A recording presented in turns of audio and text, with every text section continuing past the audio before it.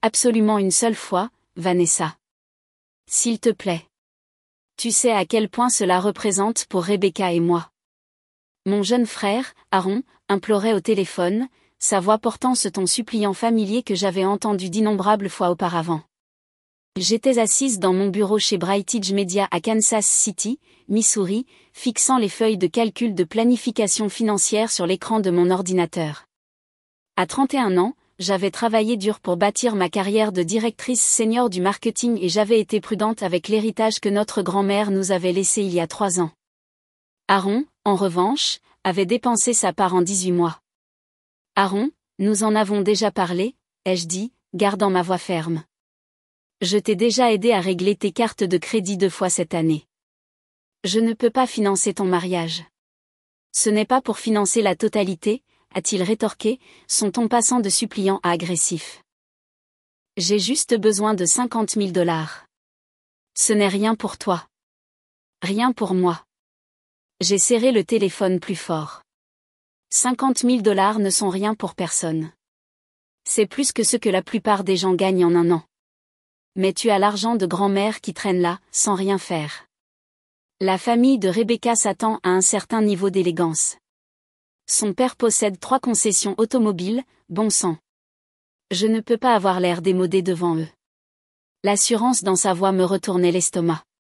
Notre grand-mère nous avait spécifiquement laissé des parts égales de sa succession dans l'espoir que nous les utiliserions judicieusement pour nos avenirs. Elle avait travaillé comme couturière pendant 40 ans, économisant chaque sou qu'elle pouvait. L'idée de gaspiller 50 000 $ en un jour semblait être une trahison de tout ce qu'elle représentait. Aaron, tu as 28 ans. Tu as un emploi chez Coleman Real Estate. Planifie un mariage que tu peux te permettre. Tu ne comprends pas, a-t-il dit, sa voix s'élevant.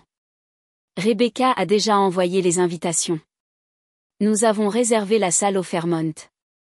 Les acomptes sont non remboursables. Alors tu aurais dû penser à ton budget avant de prendre ces engagements. Un long silence s'est installé entre nous. Quand Aaron a parlé à nouveau, sa voix était froide. Très bien, je vois comment c'est. Le sang ne signifie rien pour toi. Ne viens pas pleurer auprès de moi quand tu auras besoin de soutien familial. Il a raccroché, me laissant fixer mon téléphone. Quelque chose dans son ton dans ces derniers mots m'a donné des frissons. Aaron avait toujours été dramatique, mais il y avait quelque chose de différent cette fois, quelque chose de calculé. J'ai essayé de secouer mon malaise et de retourner au travail. Mais ces mots résonnaient dans mon esprit. Nos parents, Patricia et Gerald Cole, avaient toujours favorisé Aaron. Étant le plus jeune et le seul fils, il ne pouvait rien faire de mal à leurs yeux. J'avais appris tôt à être autonome. Mais ces derniers temps, leur complaisance à son égard était devenue impossible à ignorer. Mon téléphone a vibré avec un message de notre mère. Déçu de ton égoïsme concernant le mariage d'Aaron. La famille doit soutenir la famille. J'ai fixé le message, me sentant complètement seule. Les 2 semaines suivantes se sont déroulées sans contact d'Aaron, ce qui était inhabituel. Typiquement, après nos disputes, il appelait dans les jours qui suivaient avec une urgence quelconque qui nécessitait mon intervention financière. Le silence semblait sinistre, comme le calme avant la tempête. Pendant ce temps, je me suis consacrée au travail. Brightedge Media lançait une campagne majeure pour une start-up technologique et les longues heures offraient une distraction bienvenue du drame familial. Ma collègue Jennifer a remarqué mon stress lors de notre réunion matinale autour d'un café. Tu as l'air épuisé, a-t-elle dit, étudiant mon visage avec inquiétude. Tout va bien à la maison ? Problèmes familiaux, ai-je répondu, remuant mon café distraitement. Mon frère veut que je finance son mariage. Et quand j'ai refusé, tout le monde a agi comme si j'avais commis un crime. Jennifer, qui me connaissait depuis 5 ans, a secoué la tête. Vanessa, tu es la personne la plus généreuse que je connaisse. Tu te souviens quand tu as payé les réparations de la voiture de ton frère l'année dernière et sa facture des urgences l'année d'avant ? Elle avait raison. En regardant en arrière, je pouvais voir un schéma clair. Aaron créait une crise. Je la résolvais financièrement et quelques mois plus tard, une autre crise surgissait. Nos parents le soutenaient toujours, me faisant me sentir coupable rien qu'en remettant en question ses demandes. Peut-être que cette limite est attendue depuis longtemps, a dit Jennifer doucement. Ce soir-là, j'ai décidé de revoir à nouveau le testament de notre grand-mère. Quelque chose me tracassait depuis l'appel d'Aaron. J'ai sorti les documents de mon coffre-fort à la maison et les ai étalés sur ma table de salle à manger. Le testament était simple, des distributions égales à Aaron et à moi, avec un langage spécifique sur la gestion responsable des fonds. Mais en lisant plus attentivement, j'ai remarqué une clause que j'avais négligée auparavant. Toute tentative par un bénéficiaire de contraindre ou de frauder l'autre concernant leur héritage entraînerait la confiscation de sa propre part. Grand-mère était plus maligne que nous ne l'avions réalisé. Elle avait dû anticiper ce scénario exact. Mon téléphone a sonné, interrompant ma lecture.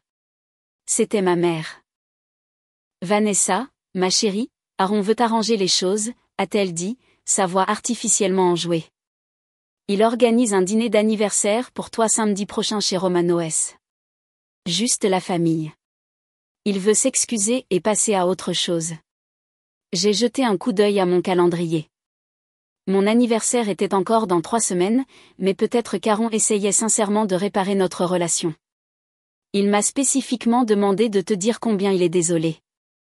Maman a continué, tu sais à quel point la famille compte pour lui. Il s'est juste laissé emporter par le stress du mariage. Malgré mes réserves, je me suis retrouvée à accepter. Peut-être avais-je été trop dure. Peut-être qu'Aaron voulait vraiment arranger les choses. Merveilleux, a dit maman. 19h, samedi. Aaron est très impatient de te voir. Après avoir raccroché, j'ai essayé de repousser le sentiment lancinant que quelque chose n'allait pas. Le timing semblait étrange, et le désir soudain de réconciliation d'Aaron semblait hors de son caractère. Mais la famille est la famille, et peut-être que ce dîner mettrait enfin fin à nos problèmes. Je n'avais aucune idée que je marchais droit dans un piège. Le samedi est arrivé, gris et pluvieux, correspondant parfaitement à mon humeur. J'avais passé la semaine à essayer de me convaincre que l'invitation d'Aaron était sincère. Mais le doute continuait de me ronger.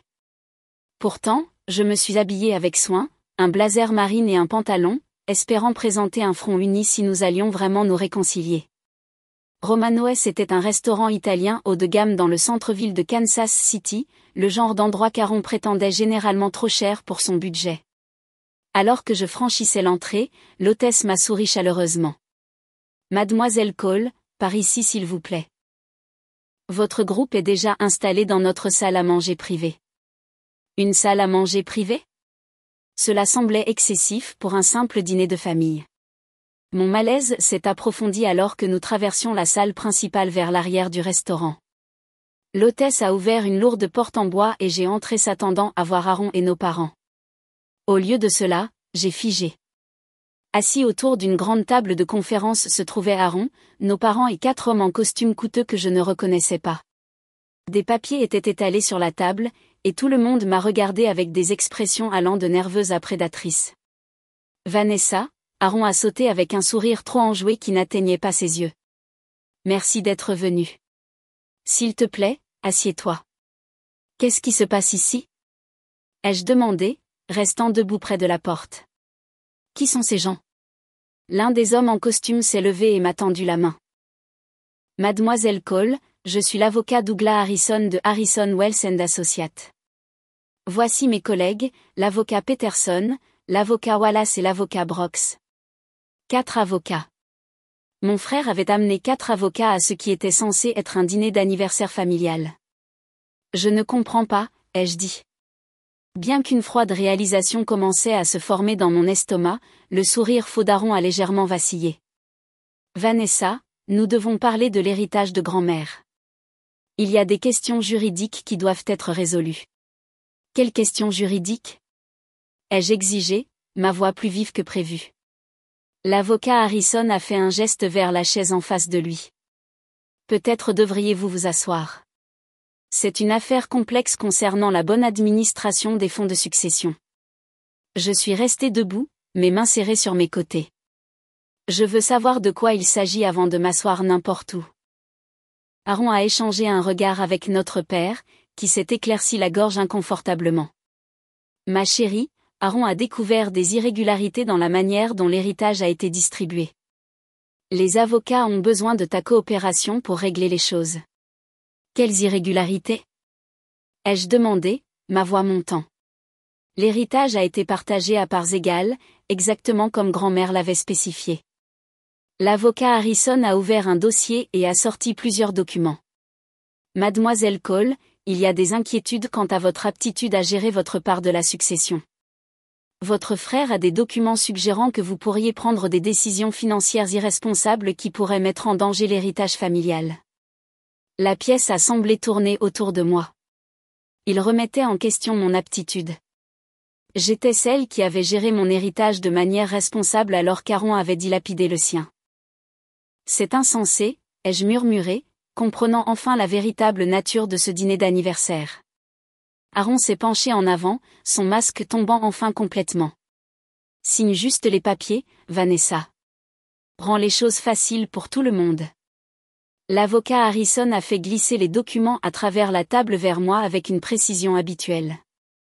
Ces papiers établissent une tutelle qui placerait votre héritage sous gestion professionnelle pour la protection de toutes les parties impliquées. J'ai pris le document du dessus, mes mains tremblant de rage plutôt que de peur.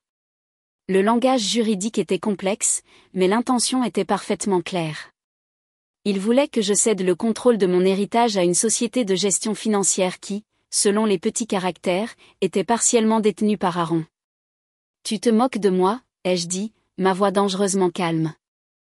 L'avocat Peterson, un homme mince aux lunettes à monture fil de fer, s'est penché en avant. Mademoiselle Cole, vos récentes décisions financières ont suscité des drapeaux rouges. Votre refus de contribuer aux obligations familiales combinées à des rapports de dépenses erratiques suggère que vous pourriez ne pas être capable de gérer une somme aussi importante de manière responsable. Dépenses erratiques. J'ai ri, un son rauque dans la salle à manger formelle. De quoi parlez-vous ? Aaron s'est éclairci la gorge. Vanessa, tu as acheté cette voiture chère l'année dernière et tu as fait ces voyages en Europe. Cela montre une tendance aux dépenses futiles. J'ai regardé mon frère avec incrédulité. La voiture chère était une berline d'occasion certifiée que j'avais achetée après que ma vieille voiture soit tombée en panne, et je l'avais recherchée pendant des mois pour trouver le meilleur rapport qualité-prix. Les voyages en Europe étaient une seule vacance à Londres pour laquelle j'avais économisé pendant plus de 2 ans. Ce sont des achats normaux dans la vie, ai-je dit, contrairement à dépenser un héritage à 6 chiffres en 18 mois. C'est exactement le genre d'attitude défensive qui nous inquiète. L'avocat Wallace a ajouté. L'incapacité à voir le problème est souvent le premier signe d'incompétence financière. Notre mère s'est étendue sur la table vers moi. Vanessa, ma chérie, nous essayons de t'aider. L'argent serait géré professionnellement et tu recevrais une allocation mensuelle. C'est pour ton bien. Une allocation mensuelle sur mon propre héritage. L'audace était époustouflante. Et laissez-moi deviner, ai-je dit, regardant directement Aaron. Tu serais le bénéficiaire principal si quelque chose m'arrivait, puisque je ne peux évidemment pas être censé gérer l'argent. Le visage d'Aaron est devenu rouge. Il ne s'agit pas de moi. Il s'agit de protéger l'héritage de grand-mère. L'héritage de grand-mère. Je me suis levée si brusquement que ma chaise a raclé bruyamment sur le sol. Tu as dilapidé tout ton héritage en une voiture de sport, une moto, 2 voyages de luxe, et Dieu sait quoi d'autre. Maintenant, tu veux le mien, aussi. La voix de l'avocat Harrison a pris un ton d'avertissement. Mademoiselle Cole, je vous conseille vivement de considérer les conséquences de refuser de coopérer. Votre frère a des preuves de votre irresponsabilité financière, et le système judiciaire prend ces questions très au sérieux. Quelles preuves ? Ai-je exigé. Aaron a sorti son téléphone et a commencé à le faire défiler. Capture d'écran de tes réseaux sociaux montrant des dîners coûteux, des vêtements de créateurs, cet nouvel ordinateur portable que tu as acheté. Tout cela s'ajoute à une tendance aux dépenses imprudentes. J'ai regardé les images qu'il montrait aux avocats, un dîner d'anniversaire dans un restaurant chic il y a 6 mois, un blazer professionnel que j'avais acheté pour des présentations professionnelles, un ordinateur portable que j'avais acheté pour remplacer un vieux de 5 ans. Chaque achat était raisonnable et bien réfléchi, mais Aaron les présentait comme des preuves d'irresponsabilité financière. Tu documentais mes achats? Ai-je demandé, me sentant mal. J'étais préoccupé pour toi, a dit Aaron avec une fausse sincérité. La famille était inquiète. Notre père a finalement parlé. Vanessa, signe juste les papiers. Cela n'a pas à être un combat. L'avocat Harrison s'est penché en arrière sur sa chaise avec confiance. Mademoiselle Cole, je serai franc avec vous. Nous avons suffisamment de documentation pour déposer une demande de tutelle, que vous coopériez ou non. Votre signature aujourd'hui ne ferait que rendre le processus plus fluide pour toutes les parties impliquées. Et si je refuse, alors nous te verrons au tribunal, a dit Aaron, son masque d'inquiétude tombant enfin complètement. Et crois-moi, tu ne veux pas de ça. Ces messieurs sont très bons dans ce qu'ils font. La menace flottait dans l'air comme un poison. J'ai regardé autour de la pièce les visages des gens qui étaient censés m'aimer et me soutenir et n'ai vu que de la cupidité et de la manipulation. Mais en fixant leurs expressions confiantes, quelque chose a changé en moi. Ils avaient commis une erreur cruciale. Ils supposaient que j'étais impuissante. L'avocat Harrison a commencé à arranger les papiers en ordre, s'attendant clairement à ma conformité. Mademoiselle Cole, il y a plusieurs documents qui nécessitent votre signature. Le premier établit la tutelle. Le second transfère l'autorité de gestion à Queloin Financial Services, et le troisième renonce à votre droit de contester l'arrangement. J'ai pris les papiers et j'ai fait semblant de les lire attentivement, gagnant du temps pour réfléchir. Le langage juridique était dense, mais certaines phrases me sautaient aux yeux. Transfert irrévocable, autorité de gestion permanente, et renonciation aux réclamations futures. Cela semble sacrément permanent pour quelqu'un qui est censé être aidé, ai-je observé.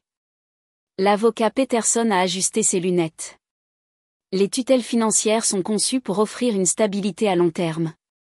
Les arrangements à court terme échouent souvent à résoudre les problèmes sous-jacents. Quels problèmes sous-jacents? Ai-je demandé. J'ai une maîtrise en administration des affaires. Je n'ai jamais eu de retard dans le paiement d'une facture et mon score de crédit est supérieur à 800. Aaron s'est décalé inconfortablement.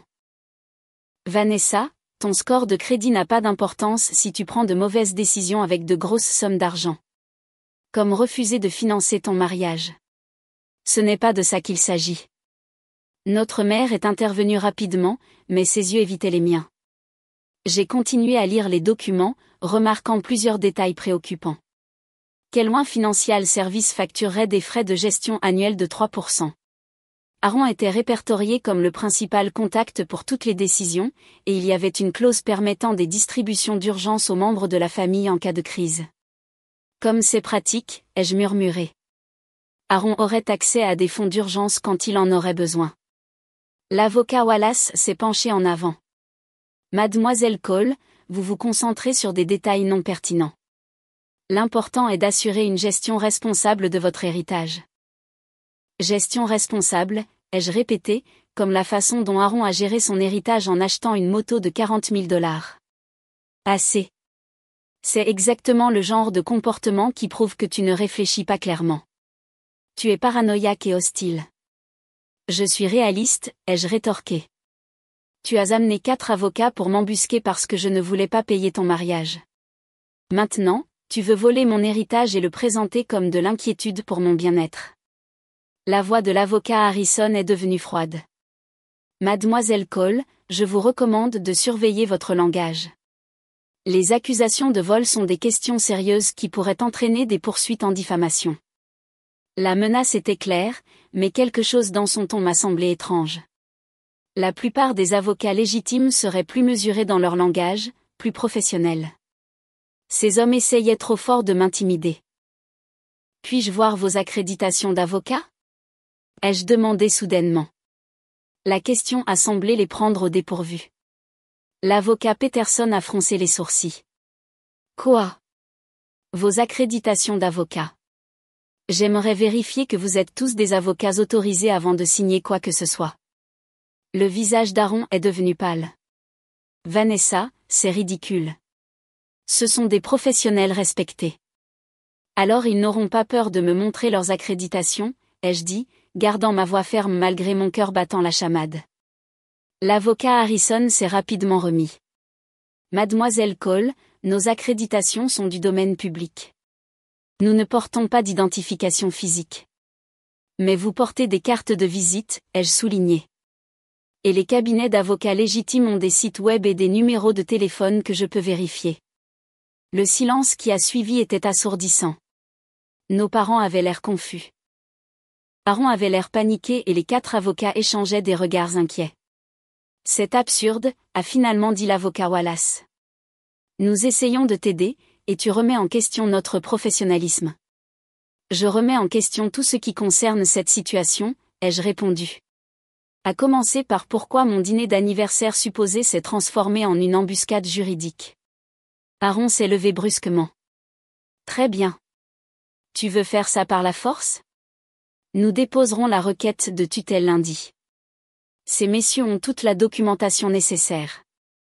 J'ai regardé mon frère avec une nouvelle clarté. Cela avait été planifié pendant des semaines, voire des mois. L'appel téléphonique concernant le mariage était un stratagème pour créer des preuves de mon irresponsabilité, et ce dîner devait être la dernière étape de son complot. Mais Aaron m'avait sous-estimé, et c'est ce qui allait être sa chute. J'ai posé les documents sur la table et j'ai sorti mon téléphone, ignorant les regards confus autour de moi.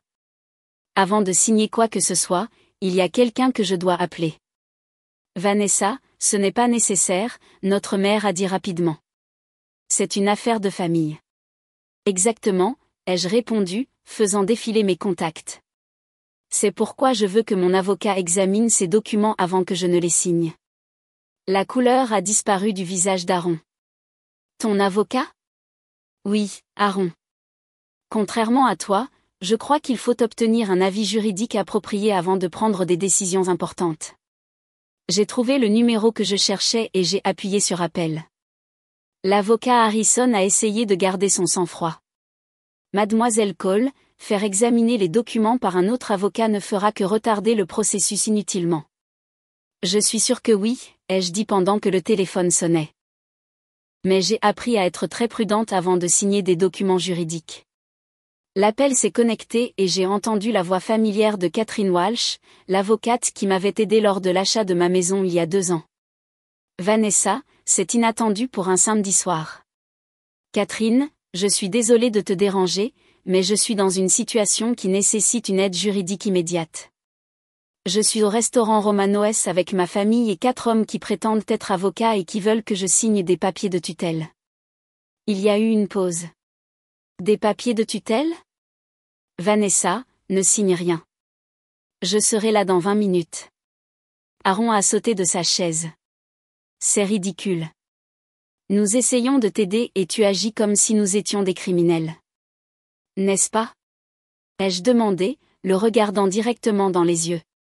Notre père a finalement semblé saisir la gravité de la situation. Aaron, peut-être que nous devrions attendre que tout le monde se calme et discute de cela rationnellement. Non, a dit Aaron férocement. Elle va signer ses papiers ce soir ou nous déposerons la requête dès lundi matin. L'avocat Peterson a essayé une approche différente. Mademoiselle Cole, impliquer un autre avocat ne créera que des complications et des dépenses inutiles. Ces documents sont simples. Alors vous n'aurez pas peur d'attendre que mon avocat les examine, ai-je répondu. Les 20 minutes suivantes ont semblé des heures. L'atmosphère dans la pièce est devenue de plus en plus tendue alors que nous attendions dans un silence inconfortable. Aaron ne cessait de regarder son téléphone et de murmurer aux prétendus avocats, tandis que nos parents étaient assis, perplexes et de plus en plus inquiets. Quand Catherine est arrivée, elle ressemblait exactement à ce qu'elle était, une avocate légitime, professionnelle, mais pas à pas accent grave l'œil, portant une mallette et dégageant la confiance tranquille qui vient de l'expertise réelle. « Bonsoir », a-t-elle dit, parcourant la pièce. « Je suis l'avocate Catherine Walsh. Puis-je voir les documents en question ?» L'avocat Harrison a rétrospectivement fait glisser les papiers à travers la table. Catherine a commencé à les lire immédiatement, son expression devenant plus sévère à chaque page. « C'est intéressant », a-t-elle dit après plusieurs minutes. « Ces documents contiennent plusieurs irrégularités qui ne passeraient jamais un examen judiciaire. Quel genre d'irrégularité? Ai-je demandé, bien que je me doutais déjà de la réponse. Le langage de la tutelle est trop large et manque des dispositions de surveillance judiciaire appropriées. L'accord de gestion financière semble enfreindre les réglementations de l'État en matière de services fiduciaires, et plus révélateur encore, les signatures sur les documents juridiques ne correspondent pas aux noms imprimés en dessous. Elle a regardé les 4 hommes avec un professionnalisme glacial. Messieurs, puis-je voir vos pièces d'identité du barreau? Le silence était assourdissant. L'avocat Harrison s'est éclairci la gorge. Comme nous l'avons dit à mademoiselle Cole, nous ne portons pas d'identification physique. Alors peut-être seriez-vous disposé à fournir vos numéros de barreau afin que je puisse vérifier vos accréditations auprès de la base de données de l'État. Encore plus de silence. Catherine a souri avec gravité. Je le pensais bien. Vanessa, ces hommes ne sont pas des avocats autorisés. Toute cette procédure est frauduleuse, et ces documents ne valent rien. Le visage d'Aaron est devenu blanc alors que son plan soigneusement construit s'effondrait.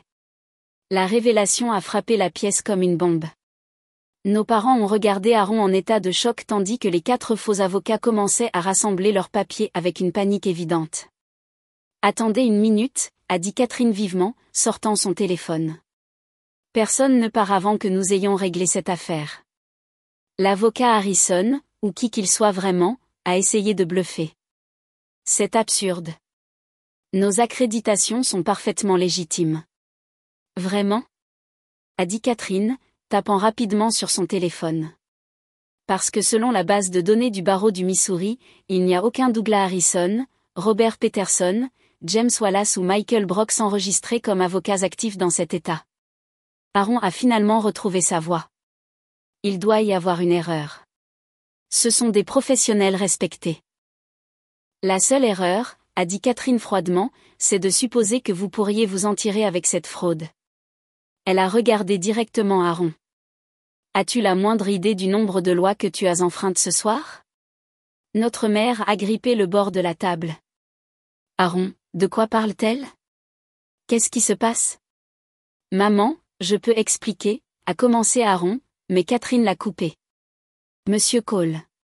Vous venez de tenter de frauder votre sœur de son héritage en utilisant de faux avocats et de faux documents juridiques. Cela constitue plusieurs crimes graves en vertu du droit du Missouri. Le faux avocat Harrison s'est dirigé vers la porte, mais la voix de Catherine l'a arrêté. Je ne vous recommande pas de partir, monsieur.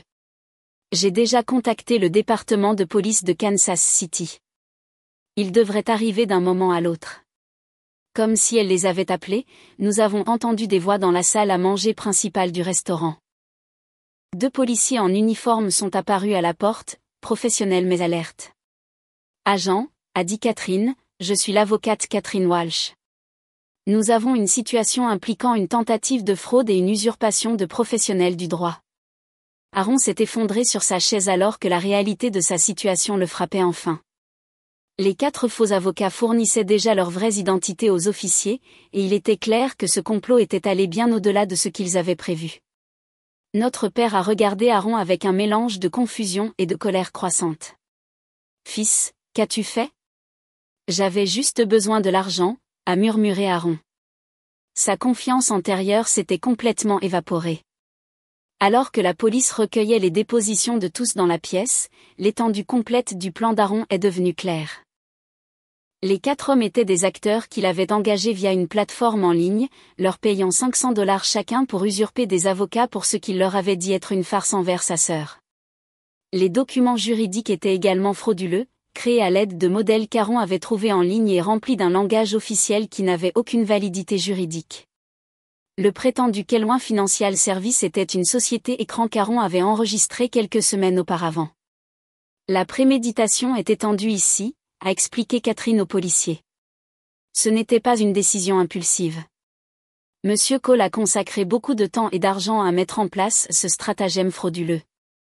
Nos parents sont restés assis dans un silence stupéfait pendant que les policiers prenaient la déposition d'Aaron. Le frère avec qui j'avais grandi, le fils qu'ils avaient adoré, avait juste tenté de voler mon héritage par une arnaque élaborée. L'un des officiers s'est approché de moi. Mademoiselle Cole, compte tenu des preuves que nous avons recueillies ce soir, nous avons des motifs d'arrêter votre frère pour plusieurs chefs d'accusation, notamment tentative de fraude, usurpation de professionnels du droit et complot. J'ai regardé Aaron, affalé sur sa chaise, la tête dans les mains. Une partie de moi avait pitié de lui, mais une plus grande partie ressentait une froide satisfaction. Il avait tout parié sur ce stratagème, et il avait lamentablement perdu. Que se passe-t-il maintenant ? Ai-je demandé. Catherine a répondu pour l'officier. Aaron sera arrêté et inculpé. Le procureur de district poursuivra probablement cela agressivement compte tenu de la sophistication de la fraude. Et Vanessa, tu dois savoir que, selon le testament de ta grand-mère, la tentative de fraude d'Aaron signifie qu'il renonce à toute prétention restante à l'héritage. La tête d'Aaron a claqué. Quoi ? Ta grand-mère était très sage, a dit Catherine avec une satisfaction sombre. Elle avait inclus des dispositions pour exactement cette situation. Les mois qui ont suivi l'arrestation d'Aaron ont été un tourbillon de procédures judiciaires et de récriminations familiales. Il a finalement été condamné pour plusieurs crimes graves et condamné à 3 ans de prison avec des exigences de restitution supplémentaires. Son employeur, Coleman Real Estate, l'a licencié immédiatement après que l'arrestation soit devenue publique.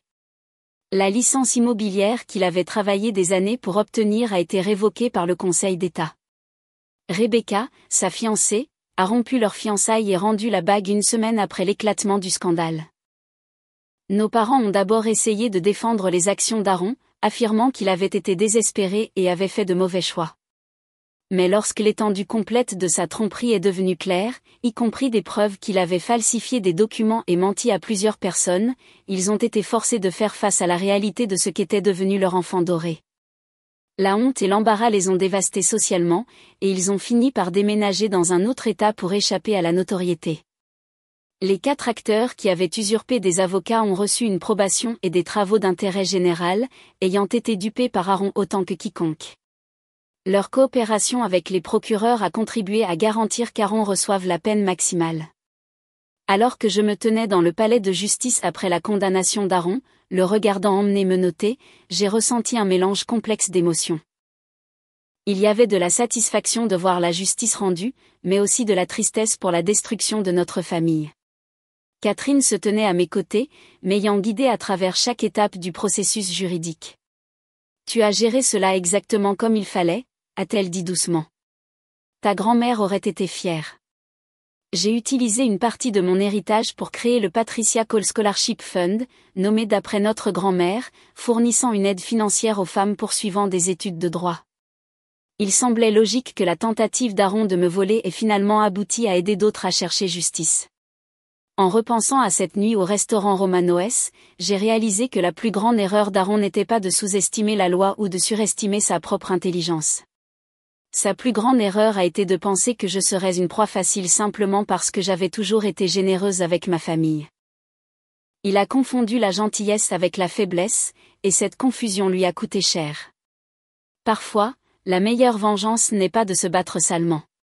C'est de se battre intelligemment et de laisser la vérité parler d'elle-même.